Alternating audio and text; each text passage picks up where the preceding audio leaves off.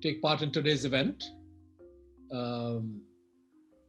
Balagopal was somebody who played an exemplary role in the defense of human rights, democratic rights, civil liberties in India. And in many ways, the topic that I've been asked to speak on today, which is on surveillance, goes to the heart of many of the human rights concerns. Of course, in a different fashion. Many of the technologies and means used to subject citizens to surveillance, and also the manner in which this is happening perhaps were unheard of 10, 20 years ago. But the essential impulse driving the surveillance activities of the Indian state are exactly the same impulses which are propelling a whole host of rights violations. So in that way, surveillance and the means to which, or the uses to which surveillance are put by the Indian state today are very much an essential part of any meaningful discussion on human rights and the challenges to human rights. So thank you very much for asking me to speak today and for selecting this topic. Before I speak, it's my the central thesis of my talk today is that surveillance as deployed by the Indian state is not simply a question of violating an individual citizen's right to privacy. By phrasing it in that way, I don't mean to minimize the importance of the right to privacy. I think every individual regards her or his right to privacy as a central part of their being, central part of their human rights. And the Supreme Court of India in Puttaswamy has recognized the right to privacy as an essential part of the right to life. So I don't mean to minimize this very essential right when I say that surveillance is not simply a violation of privacy rights. What I mean to say is that surveillance as deployed by the Indian state today goes well beyond violating the rights of the individuals who have been subjected to surveillance, and actually represents an assault on the democratic rights of everybody. And the reason I say this, and the reason I think it's important to say this and to recognize this, is because at one level, there is a tendency to make light of some of the disclosures and revelations that have come in the past month or two about surveillance, and to say, well,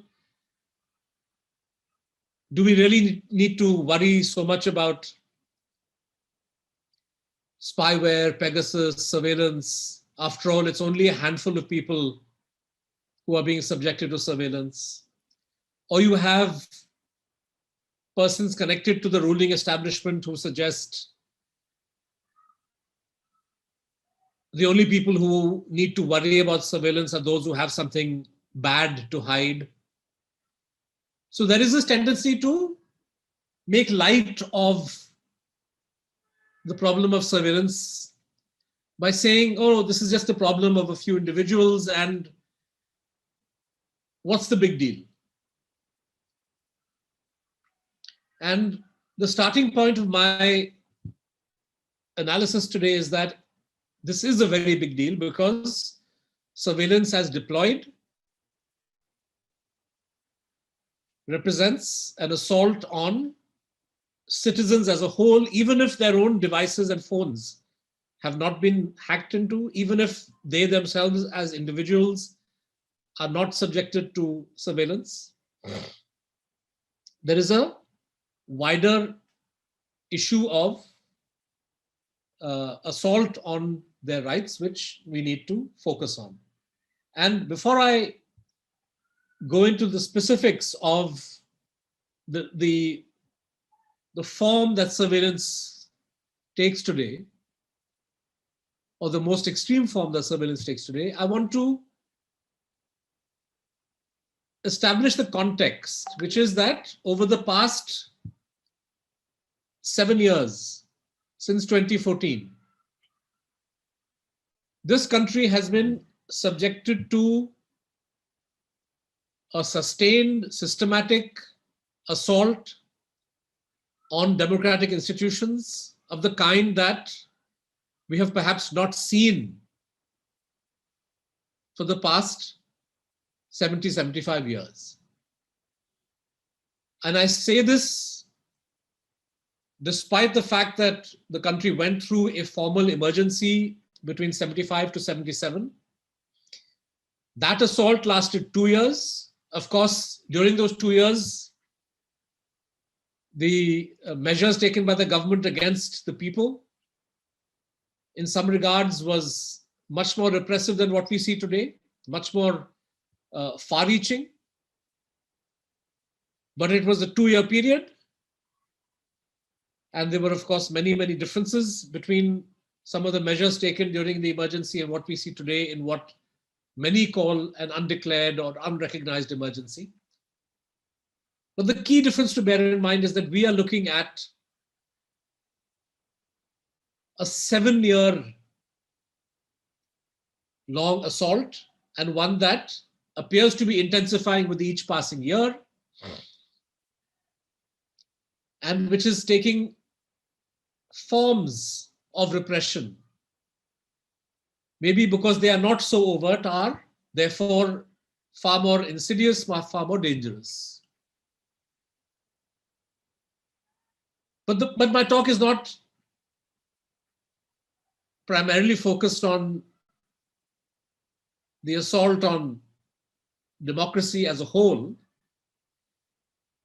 I spoke about this last week at a session, virtual session organized by the Manthan Forum in Hyderabad, where I looked at the overall assault taking place on different institutions of democracy, different on the media, of course, on parliamentary practice, on every institution which is supposed to provide the citizen with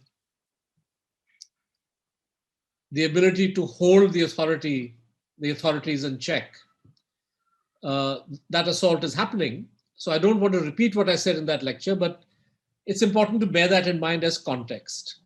That in the last 7 years, you have a government which has a sweeping majority in the Lok Sabha and has used its power in order to weaken and whittle away every possible source of opposition, whether it be in parliament, whether it be from different institutions, whether it be the media. And that is the context in which we need to consider the consequences of the kind of surveillance techniques that this government has employed. In other words, we are looking at a situation where you have a government that is more powerful than any that we have experienced in the last 70 years,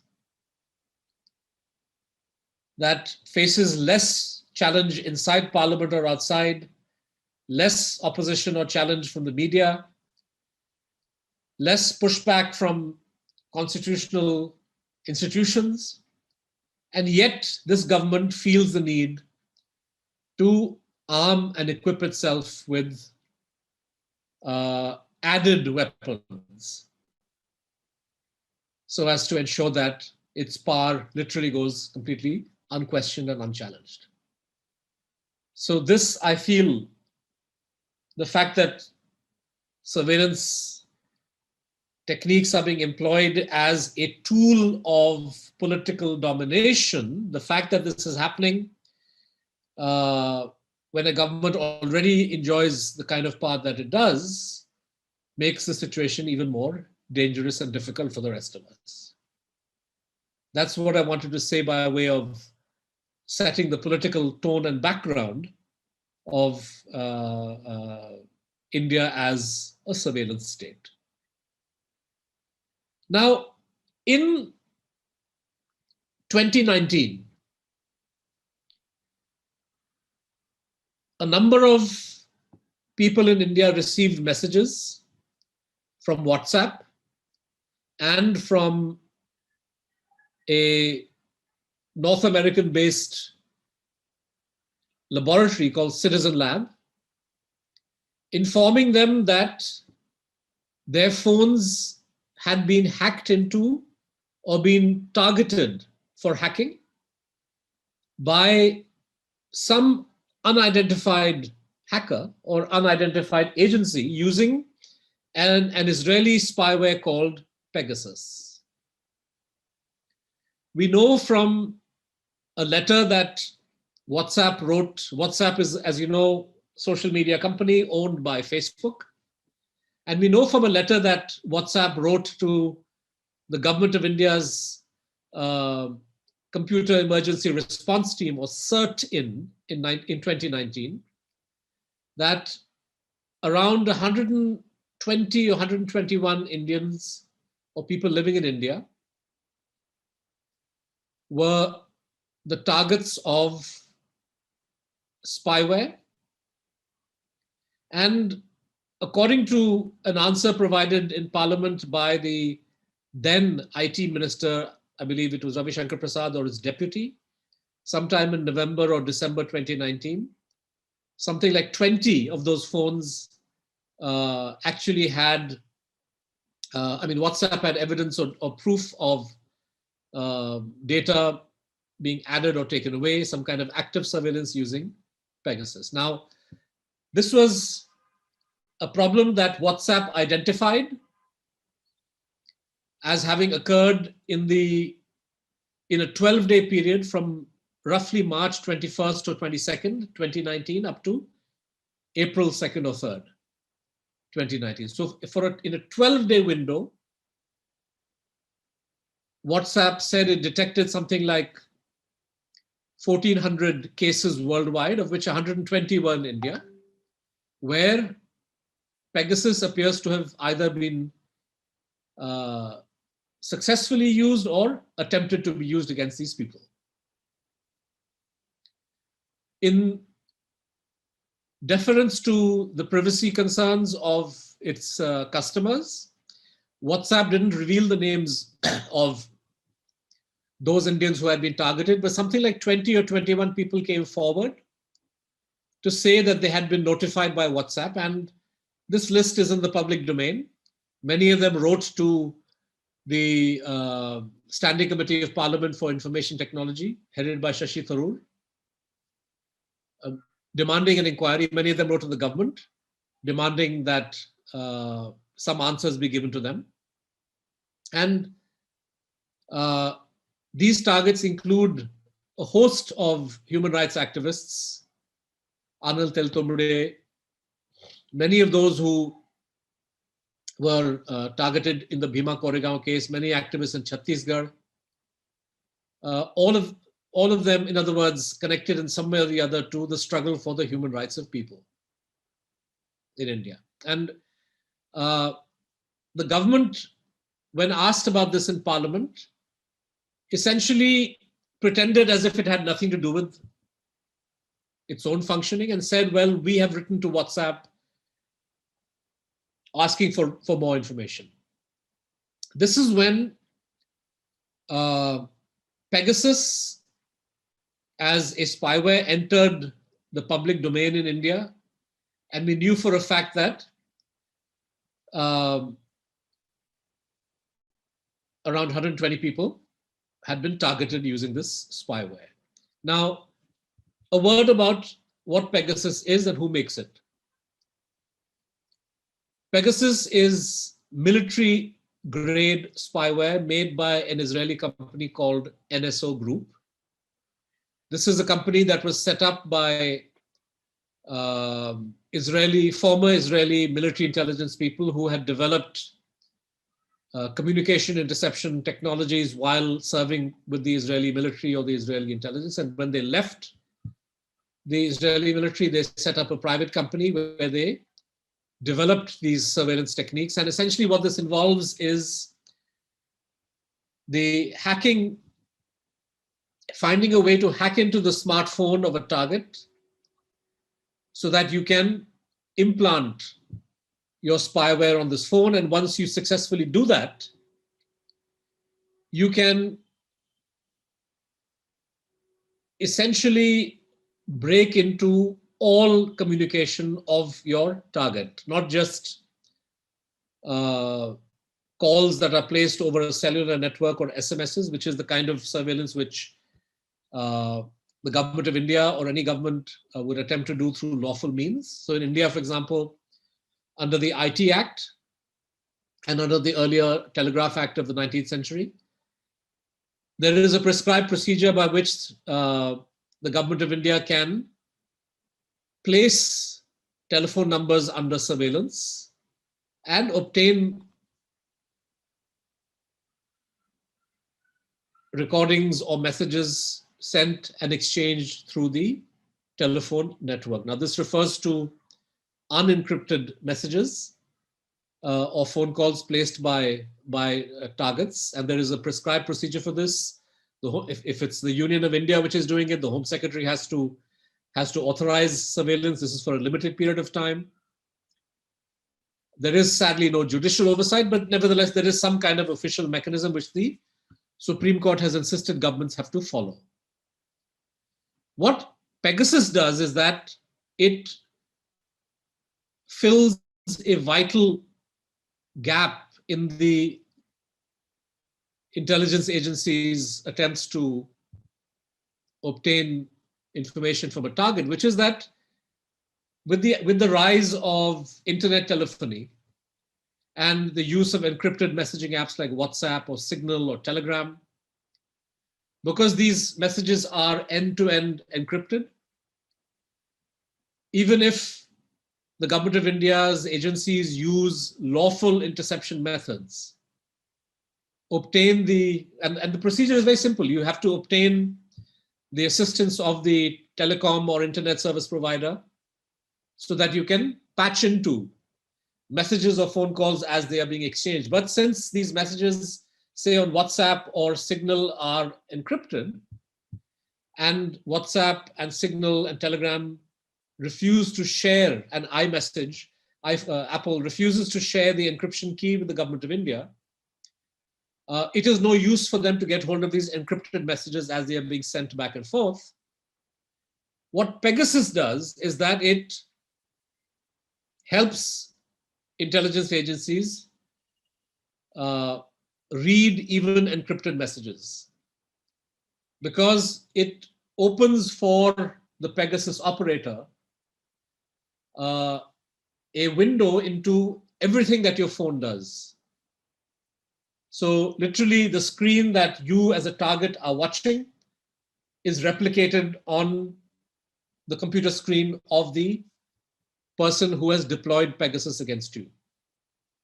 So all your encrypted messages are no longer secret. However, Pegasus goes one step further. It can activate the microphone on your phone. It can activate the camera. The operator can get your phone to secretly video record or audio record without your knowledge, and then transmit the recordings made secretly back to the operator.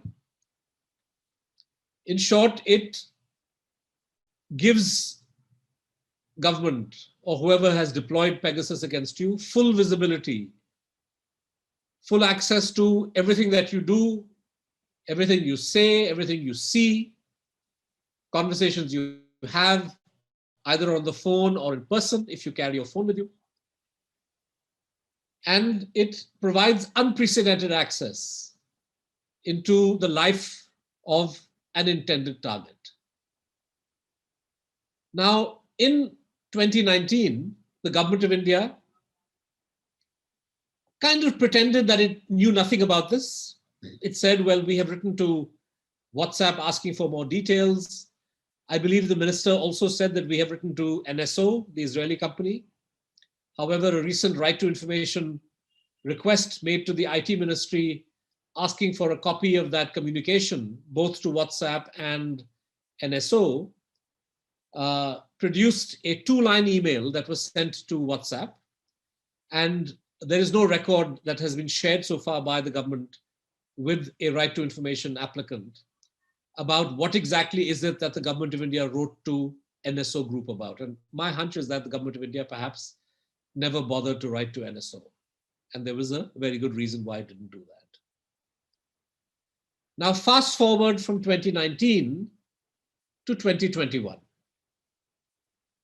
My colleague M.K. Venu and I were approached by a French-based media nonprofit called Forbidden Stories sometime in March 2021 with the information that they had a database of numbers of actual or potential Pegasus victims. Our numbers were on that list, and they asked us whether we would agree to have our phones examined forensically in order to authenticate whether, in fact, we have been targeted by Pegasus or not. Both of us agreed. We uploaded a backup of our phone, some of the data, and this was analyzed by Amnesty International's Tech Lab. And the conclusion came back that both phones were indeed infected with Pegasus. And Forbidden Stories said that according to their database, there were more than 1,000 Indian numbers. And would the Wire be interested in joining an international media consortium of different newspapers and media platforms around the world that were investigating the use of Pegasus worldwide? And we readily agreed. Our work on the project began in May, and we had roughly a month and a half to examine and investigate 1,000+ numbers, try to understand who these numbers belong to, try to approach the owners of these numbers in order to see whether they would cooperate with our story and agree to have their phone forensically examined. And I won't bore you with the details. This was a difficult task journalistically, because we also had to preserve confidentiality and secrecy during this entire period to make sure that the government of India or any other agency did not find out what we were doing. To cut a long story short, of the 1,000+ numbers that we had, we were able to positively identify a few hundred. And we approached roughly 50 odd people with a request that they allow us to forensically examine the contents of their phone. Of the 50 people that we approached, roughly 21 or 22 people agreed to do that. And we were able to conduct a forensic examination on their phones. So that's basically around, I think, 21 or 22 phones. And we were able to establish, with the cooperation of Amnesty International, that around 14 or 15 phones out of the 21 or 22 that we forensically examined either had evidence of a Pegasus infection or showed evidence of an attempted Pegasus infection. And of these infected phones, several belonged to journalists. I already mentioned that my phone and M.K. Venu's phones were positively infected, and we established this through forensic examination. but also Paranjoy Guha Thakurta, SNM Abadi, Sushant Singh, former defense editor of the Indian Express, a couple of human rights activists, but also the well-known opposition political strategist Prashant Kishore. When we examined his phone, we found the presence of Pegasus going back more than 2 years, but most worryingly, Pegasus had been deployed, and we saw this through the forensic footprint. Pegasus had been deployed against Prashant Kishore's phone during the West Bengal election campaign of 2021.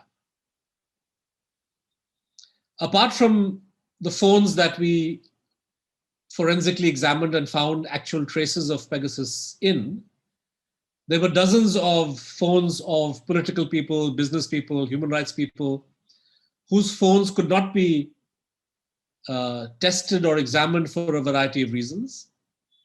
But we have strong reason to believe the presence of their numbers or the numbers of their associates on our database is strongly indicative of their probable targeting by Pegasus. And among the people included in this list, the then president of the Congress, Rahul Gandhi, two senior politicians of the Bharatiya Janata Party who are today ministers, Prahlad Patel and Ashwini Vaishnav, who is in fact the Information and Technology and Communications Minister today. He was then just a businessman when he was targeted in 2017 and 2018. The former election commissioner, Ashok Lavasa, his number was on the list. A number of lawyers, a number of employees of the Supreme Court Registry. We also found the number of a young woman who in 2019 had accused the sitting Chief Justice of India, Ranjan Gogoi, of sexual harassment and of unleashing a vendetta against us. It turned out that this young woman, her husband, her brother-in-law, and other relatives, something like 8 or 9 numbers associated with her were all on the database. And the period roughly coincided with the time that she went public with her allegations against Ranjan Gogoi. So this was a very, very broad range of targets. And the question which, of course, we sought to answer was, who is it who has subjected these broad range of individuals to surveillance? Who deployed Pegasus against them? We wrote to the government of India as part of our Pegasus project, mentioning that we had this database, mentioning that we had done forensics on a number of phones, mentioning that we had identified a number of individuals whose phones appeared to have been targeted and so on, and asking the government of India whether they had any information on this. The PMO directed our inquiry to the Ministry of Information Technology, which replied to us about a day or two before we published on July 18th, broadly denying that any of the people on our list had been subjected to surveillance by the government of India.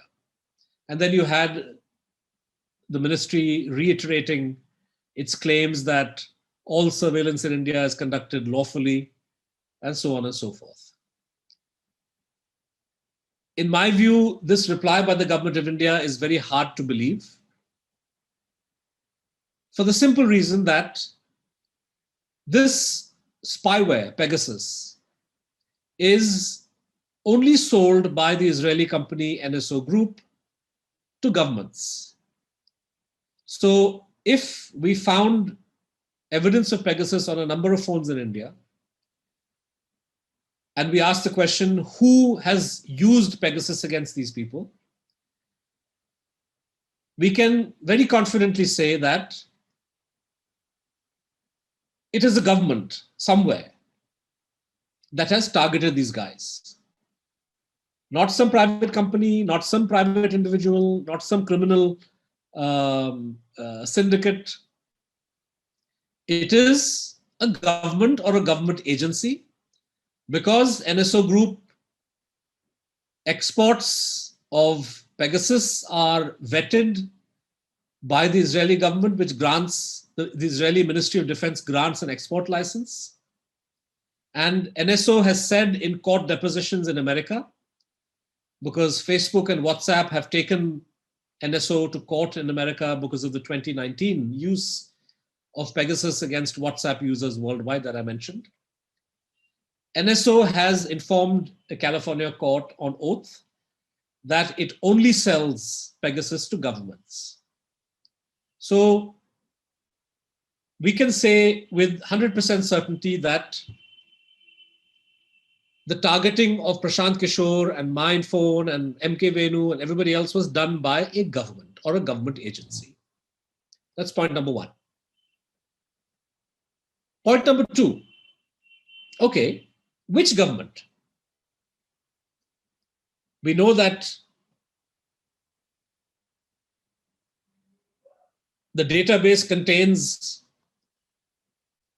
roughly 1,400 numbers that are in India, and the same client also selected several hundred numbers in Pakistan. So you have to ask which government. One of those numbers, incidentally, as was reported by The Guardian and Le Monde, one of those numbers belonged to the Prime Minister of Pakistan, Imran Khan.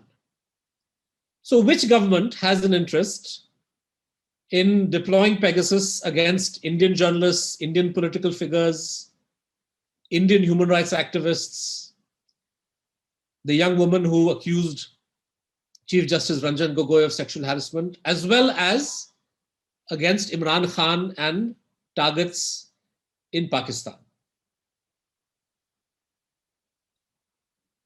Now, over the past week, there was a very interesting judgment from the UK High Court on a matter concerning the use of Pegasus against the former wife of the ruler of Dubai. The ruler of Dubai was going through a messy divorce. His wife, Princess Haya, is in the UK. And our project found that her phone had been targeted with Pegasus. And the UK High Court essentially took that on board. There was a whole full-fledged hearing. The UK court concluded that she was indeed targeted with Pegasus and said, on the basis of who had the greatest interest in Princess Haya, her lawyers, her associates, as well as others who appear to have been targeted, and came to the conclusion that it was most likely the ruler of Dubai and some kind of government agency in Dubai or UAE which used Pegasus. And that it was inconceivable that any other government agency would have had an interest in subjecting such a range of characters to this kind of surveillance over a sustained period. And I think using the same logic, looking at the range of targets, if you ask yourself which government would have an interest in targeting Prashant Kishore, Imran Khan, Ashok Lavasa, journalists in India, businessmen in India, it becomes more than apparent that this is the government of India and some government of India agency which has deployed Pegasus. Now, and this brings me to point number 3. Whenever the government of India is asked in parliament or outside, can you please confirm, have you bought and used Pegasus or not? The government of India refuses to answer that question. Most recently, when the matter of the use of Pegasus against journalists and rights activists and opposition figures was taken to the Supreme Court in the form of a PIL filed by multiple journalist bodies, the Supreme Court asked the government of India, please file an affidavit on this question of have you bought Pegasus or not? and the government of India refused to file an affidavit. So I would say, based on its refusal to answer this question, based on the range of people who have apparently been targeted using Pegasus in India and Pakistan, it's very clear that it is the Modi government which has deployed Pegasus in this fashion. And here I want to add a fourth element of deductive reasoning, which is that Prime Minister Narendra Modi makes a visit to Israel in July 2017. And even though the database of numbers, there are more than 50,000 numbers worldwide, even though this database goes back to 2016, the vast majority of Indian numbers start in the aftermath of Mr. Modi's visit to Israel. So I would say, based on all of these pieces of the puzzle, the answer to the question, which government used Pegasus against the range of targets in India, the Bhima Koregaon people, the Chhattisgarh activists, various lawyers, Supreme Court registrars, journalists, political figures, and so on, the answer to that question has to be the Modi government and its agencies.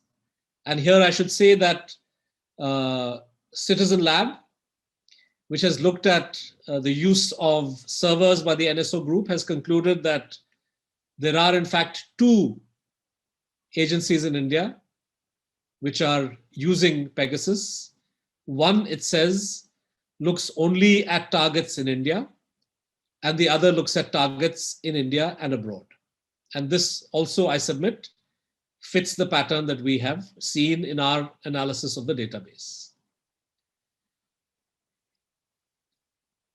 Now, the question is, what does this mean? What does the use of Pegasus by the government of India against these range of targets mean for governance and for democracy? Before I answer that question, I want to make one minor observation, which is that on the assumption that I've got it wrong, and that the government of India and its agencies are not the ones who have deployed Pegasus against this range of targets in India. Based on what NSO Group has said, that it only sells Pegasus to governments, the least that you would have expected from the government of India by now is some kind of inquiry to establish which foreign government has obtained Pegasus and is using it in such a way against a range of Indian targets, including ministers, including former head of the CBI, including a former head of the BSF, including a former member of the Election Commission. If it's not the government of India, surely the Modi government, which prides itself on being such an outspoken defender of national security in India, surely the Modi government would have taken steps to establish which government has targeted all these people in India, but it has done nothing of the sort. So I would say inaction on the part of the government to find out whether, in fact, a foreign government, a hostile government has used Pegasus against targets in India is a further element of my deductive reasoning for why the targeting has been done by this government and its agencies. Now let's come to the consequences, as I promised. I began by saying in this lecture that the use of Pegasus is alarming, not simply because it represents an invasion of individual privacy. So it's not just an assault on the privacy rights of a citizen, but it also represents a threat to democracy. And I think this is what I want to emphasize, because when we look at India as a surveillance state, this is not just a question of the Secret Service or politicians indulging their peeping Tom instincts. It's not that they are voyeurs who are anxious to know about our personal secrets. My submission to you is that Pegasus is being used as a weapon to further the political interests of the ruling Bharatiya Janata Party. Simple. And to support my claim, I offer exhibit number 1, which is the forensic test that we conducted on the smartphone of Prashant Kishore. Prashant Kishore, as you know, was the chief electoral strategist of West Bengal Chief Minister Mamata Banerjee. The state elections this year were a keenly fought battle where Prime Minister Narendra Modi threw in everything. He personally attended and addressed dozens of meetings and rallies despite COVID, and treated what was a state-level assembly election as some kind of a referendum on his own government. So anxious was he to dislodge Mamata Banerjee. What does it mean that Pegasus was used against Prashant Kishore in the midst of this election? I submit that this represents, at the very least, a violation of the Electoral Code of Conduct. It's a violation of the Representation of People's Act. I believe it constitutes a corrupt practice because public funds in the form of taxpayer money have been used to buy at a very great cost Pegasus from a foreign company. And a government agency has used this spyware purchased with public money on behalf of the private interest of the ruling party in order to understand all the secrets of an opposition strategist and thereby undermine the election campaign of a party that the BJP was trying to defeat. I'm not saying this as surmise, as guesswork, as an allegation. I'm saying this as established fact because we have forensic evidence of the presence of Pegasus on Prashant Kishore's phone during the West Bengal election. We know that Rahul Gandhi also was targeted with Pegasus during the 2019 period, 2018-2019, in the run-up to the 2019 Lok Sabha election and even after. We know that many players, important Congress and Janata Dal secular politicians were targeted with Pegasus in the days and weeks running up to the toppling of the Congress JDS coalition government in Karnataka in 2019. All of this represents acts of corruption, violations of the Prevention of Corruption Act, because public money has been used to deliver personal political gain to those who are in power. Think a minute about what happened in the United States during the Watergate scandal. President Nixon was accused of authorizing a break-in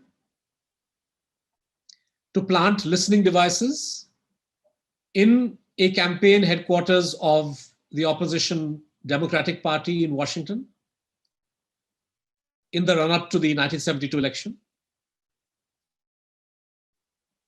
This was discovered and investigated much later, but finally Nixon had to quit.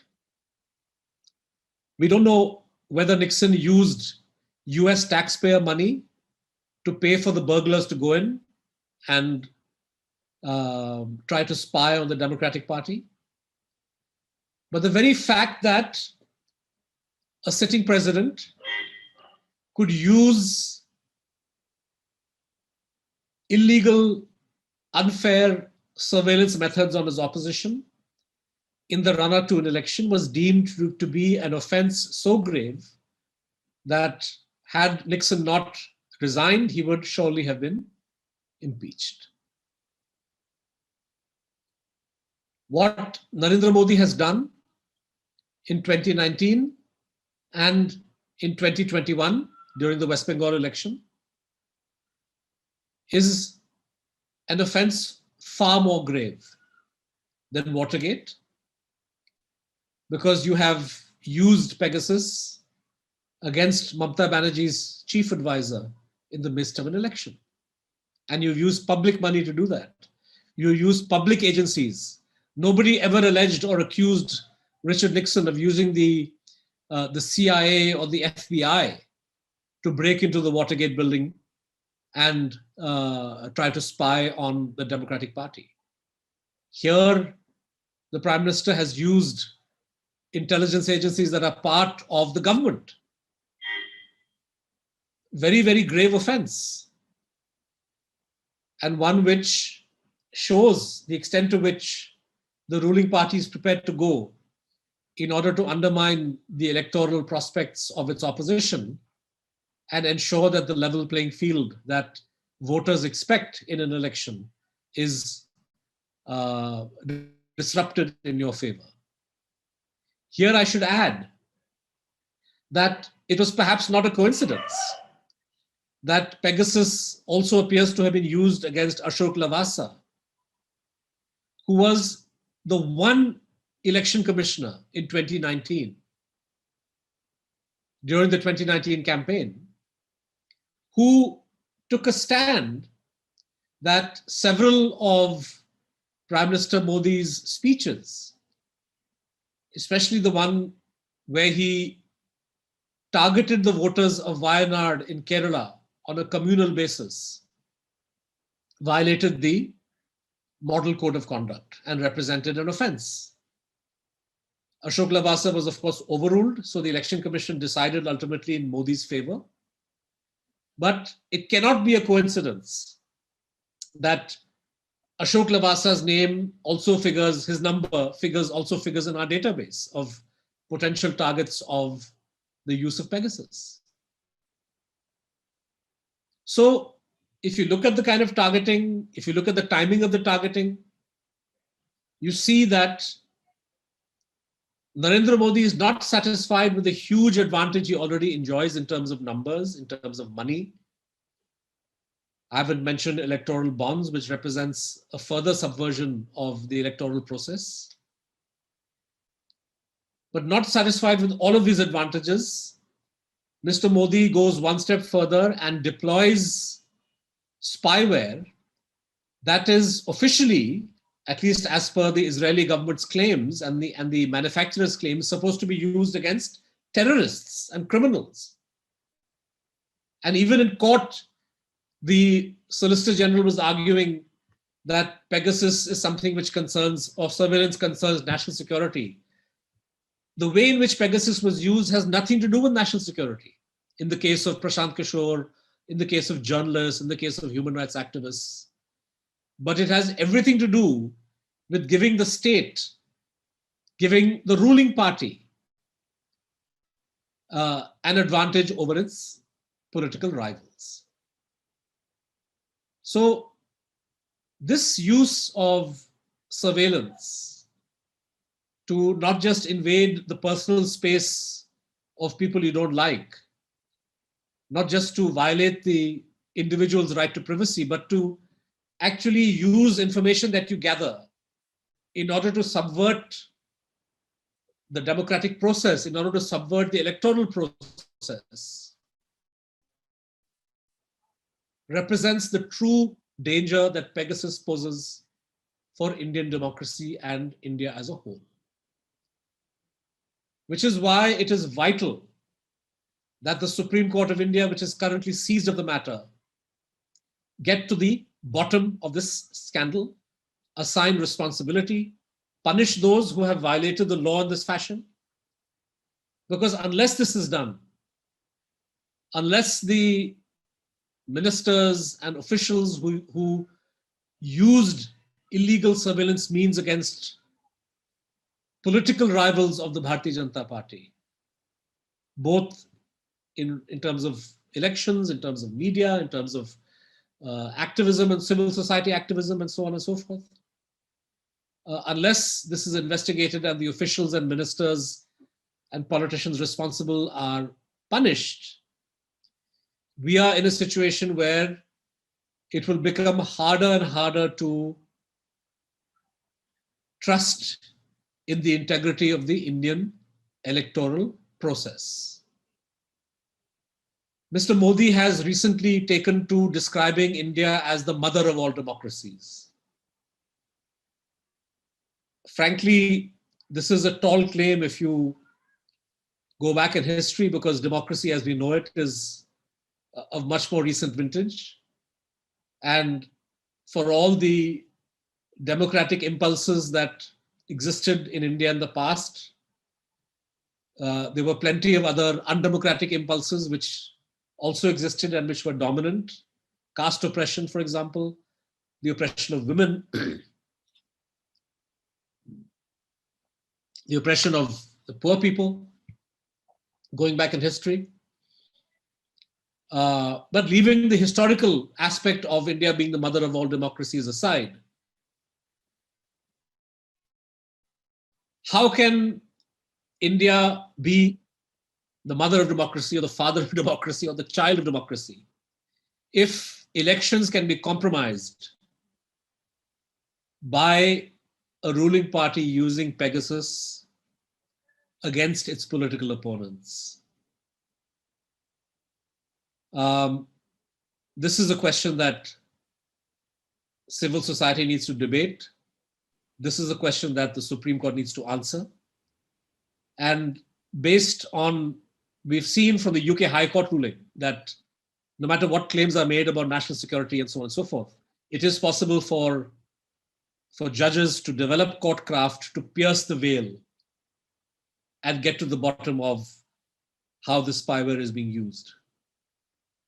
And I believe that it's only if the judiciary ensures full transparency on this matter that Indian democracy in this era of surveillance can be safeguarded. Thank you very much.